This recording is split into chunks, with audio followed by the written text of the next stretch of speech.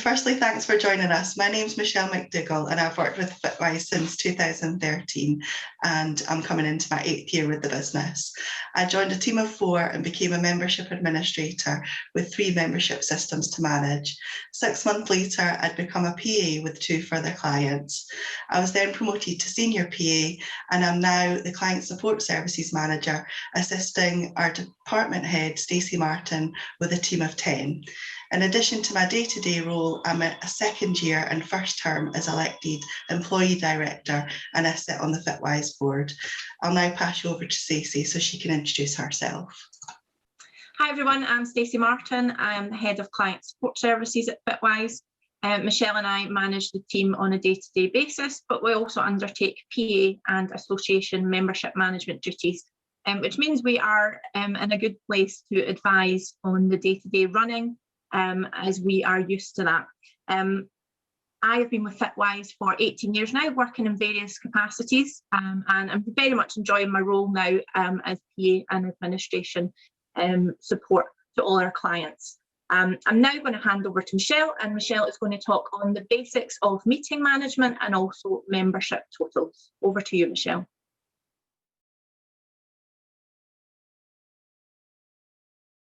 When planning a meeting, firstly, you want to identify where the meeting is taking place and when, whether it's a virtual meeting or a face-to-face. If it's a face-to-face, book your venue and your travel, and if it's online, book a slot on your online system. Invite your attendees and provide them with a deadline for their attendance confirmations, their apologies, any meeting reports or declaration of interest that they wish to submit in advance. While you're waiting for the additional agenda items from your meeting attendees, begin a draft agenda. This includes the agenda items that are standard for all your meetings, such as the declaration of interest and signing off the previous minutes, and chase for updates on the previous meeting actions. At Fitwise, we also provide a Fitwise management report so we can update our clients on what each department within Fitwise is currently working on their behalf.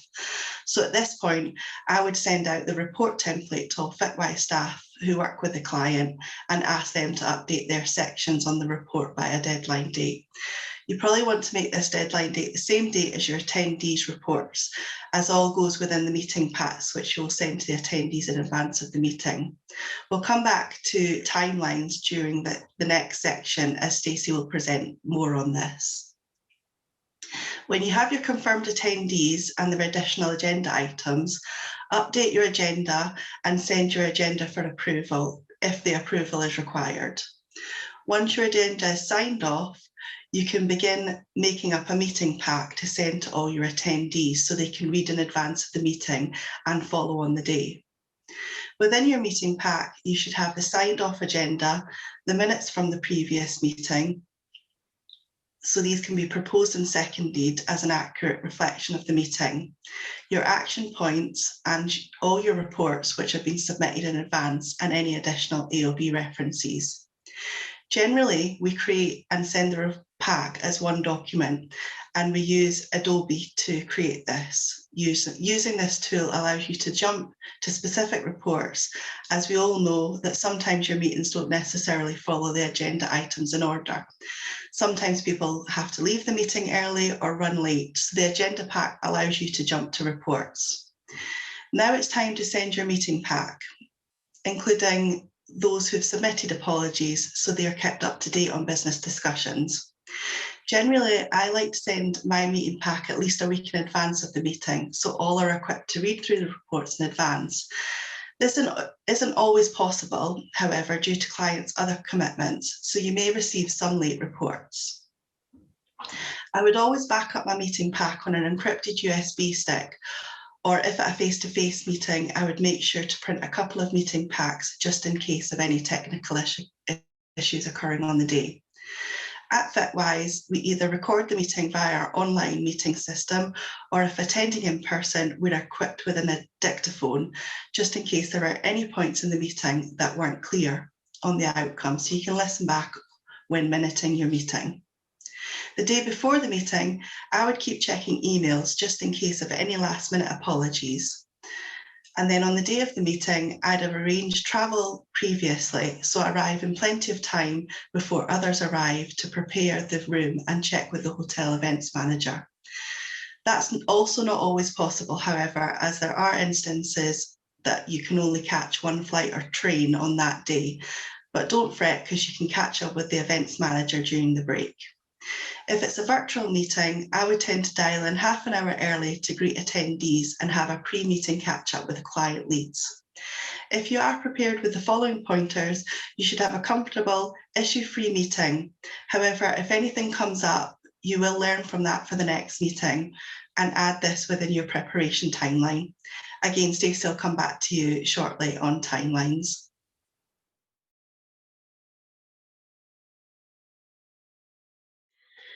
So monthly membership reporting, whether you wish to report on figures, tables, graphs, charts or percentages, we recommend you report regularly, say every month rather than every quarter.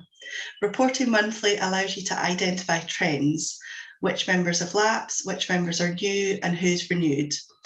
What you should report on depends entirely on what you want to report on. We suggest identifying this to keep the data relevant and easy to analyse.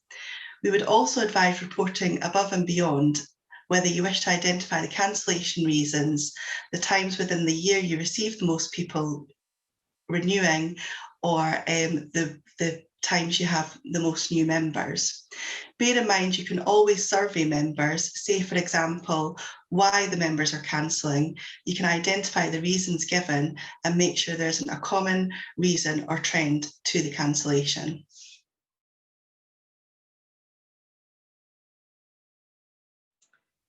Thanks for that, Michelle. As Michelle mentioned a few times throughout meeting preparation, she mentioned timelines. Timelines are really imperative to ensuring the success of your association. You need to keep track of these.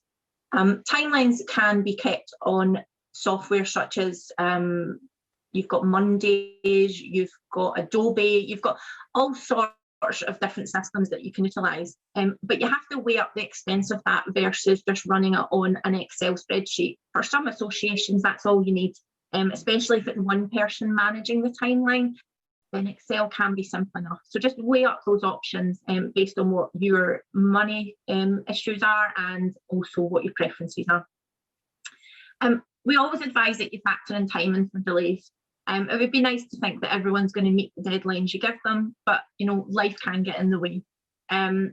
Especially consider that associations majority are volunteers. They run their associations in their own time, and it means that their day-to-day job doesn't allow for them to be necessarily providing you information during the day. So, you know, factor that into your deadlines. Once you produce your list, whether it's on an online system or an Excel, you'll find that it's hundreds of items long. Even for a small association, it will be hundreds of items long. We recommend that you manage these by reviewing them on a week basis and then making a smaller list. So the smaller list will just tell you what you're going to do for that week, and it makes it much more manageable in those bite-sized chunks. Some of the main things that you need to include on your timeline are the Charities Commission, if applicable, and Companies House flights. Missing these deadlines does have a massive implication for your association of fines and obviously pursuance of the trustees. So I would recommend that you get those in your timeline first of all. Double check the deadlines with your association filings online and build in, as I said before, a little bit of time for delay. So don't leave it right to the last minute, build in as early as you possibly can for filing those. The other thing is contract reviews. The last thing you want to do is let a contract run out that perhaps you wanted to review or renegotiate. You don't want to be tied into something that you're considering changing over from. So make sure you've got all your contract review dates in your diary. Build into that also your get out clauses. So if you need to start discussions or hand in your notice to them a month or so before, make sure those are in your timeline. Elections, as we know, are all really important for associations. Without them, the majority couldn't function because you need your committees to run your association. What you should first of all check is your articles of association. you need to check what the rules and regulations are in terms of timeline. Most of them will tell you that you need to give so many clear days notification, so many clear days for voting. That brings us on to AGMs. It's also the same. So your articles will state when you need to notify your members, how many clear days in advance you need to notify your members. So when setting your election times, most elections are announced at the AGM, most of the results. So what I tend to do is start with the AGM date and work backwards. So when you actually launch your elections will depend on when you're hosting the AGM most of the time. And also when you're obviously going to notify your members, if it needs to be 15 days clear or 28 days clear if your AGM, you're working backwards. Meeting planning, Michelle covered a lot of the sort of basic steps for you. For each of your meetings, you must put this into your timeline. You don't just put it one and then keep referring back. You put those steps in for every single meeting. For Fitwise, we work across multiple departments, and I'm aware that there's some PCOs watching this, or there's some associations. It depends. It'll either be a department or it could just be another trustee that you need to liaise with. So we always advise that you set the timeline, and Fitwise, it's the PA's responsibility to do this. However, there's many other deadlines that other departments are responsible for. So ultimately, we keep track of them. But we do rely on them. So I would give yourself time when you're setting up your actual timeline to refer to your other departments or other trustees for their understanding of their deadlines. And the last thing I want to say is keep it up to date. If you are relying on your timeline to mark your KPIs with clients or with your trustees and members to make sure that you're on track, and also keep it up to date, because if you want someone to do holiday cover, or if you go off on long-term sick, for example, it's really important it's up to date, because then someone can just come along and pick up where you are with any of the association or the members noticing that there's been a change there. So that's all for now.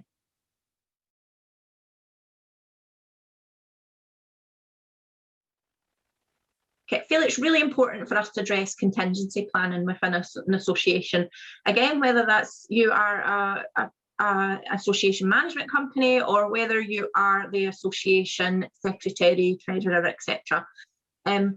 You could ask yourself, could any of us foreseen the last 12 months in terms of COVID? And I think the answer is no. But could we have had contingency plans in place that then would enable us to continue our association business? And the answer to that should be absolutely yes. So we couldn't predict COVID, but we absolutely could continue our association using our contingency plans. One of the major things that as an association you should be considering and making sure you're aware of is file backup on your IT system. Some of you might be in the privileged place that you have an IT department. But many of you don't. You just run your IT systems through things like Google Drive or through Teams, for example. Just simply setting up Teams isn't a fail-safe. You should make sure that that's also backed up to something like SharePoint. If Teams was to go down, or if someone was to accidentally delete the file from Teams, there is an opportunity to retrieve that in the background. So if you haven't already done that, please make sure that your Teams is backed up, as that seems to be the way that most people are operating. Any system that you've got, it should be more than yourself that's aware of how to access it. So if you do work on it solo, then just make sure all the login details, etc., are saved somewhere that someone else knows how to get into it. The other thing that you need to be aware of is if you can't attend a meeting at short notice. Now, that's become a lot easier now that it's via Zoom or via webinar. Someone else can quite often at the last moment step in to take minutes, etc. However, if Michelle mentioned, all that preparation you've gone to for a face-to-face meeting, you should have a contingency plan in place. Now, if you're a solo working on associations, obviously you may not have someone to step in, but it's a discussion you should have had in advance with your association. So they're fully aware if you phone to say you've had a family emergency or that you're too sick to travel, they know what plans you're about to put in place. So have that discussion with your association or have it with your colleagues and make sure you have something in place. That does bring us on to cover for long-term sickness. Again, your timeline will help with that. Any standard operating procedures, which I absolutely advise that you have in place. A guideline document of how you do your day-to-day tasks. it enables someone else to take over in the instance that they may have to at short notice. You need to build in contingency for your trustees and your association members as well. Your committees, as we mentioned before, run on a voluntary basis, majority of them anyway. And for Fitwise, that's really important because we work predominantly with medical associations, and not just in times of COVID, but at any time, they are very much stretched and their time is very precious. Majority of our clients are NHS based, and particularly right now, they can't predict whether they're going to be able to reply to an email quickly or whether it could take them a few days to reply. So build contingency in. If you have a treasurer who may go off, again, it covers for if they go off on sick or whether they're just too tied up in their day-to-day business. Who else is going to sign off and pay that money? Who else has access to the bank account to do that? If you have a meeting coming up and you've got a chair for the meeting, do you have a contingency? Is it as simple as the president's chairing and it's automatically that the vice chair will step in? Do you know that in advance? The other thing that I would say is AGMs.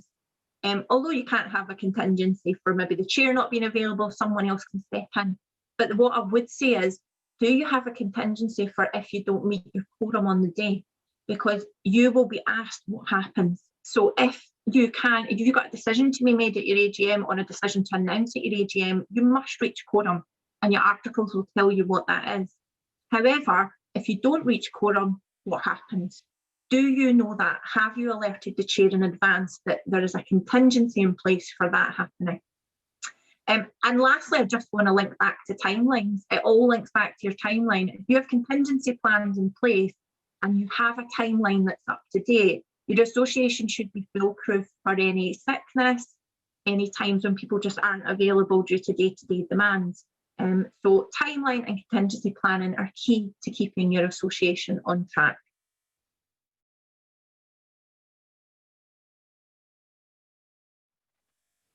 So when to consider appointing a secretariat company or a secretariat personnel?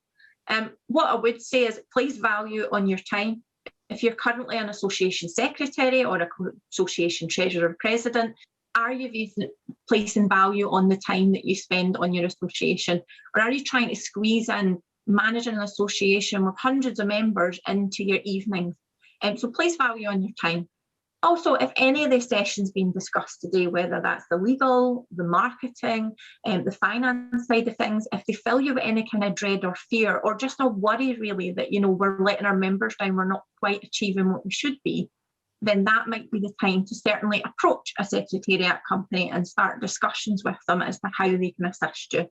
A company like Fitwise, for example, we work on a pick and mix basis, so you don't need to have the funds to fund the whole association management. If you just want help with membership or you just want help with bookkeeping, we can offer that service for you. So all left to say is thanks very much for joining us today. On behalf of myself and Stacy, I hope you found the information we've provided useful, and really don't hesitate to contact either of us on the number provided because we'd love to talk to you. Thank you. Bye now.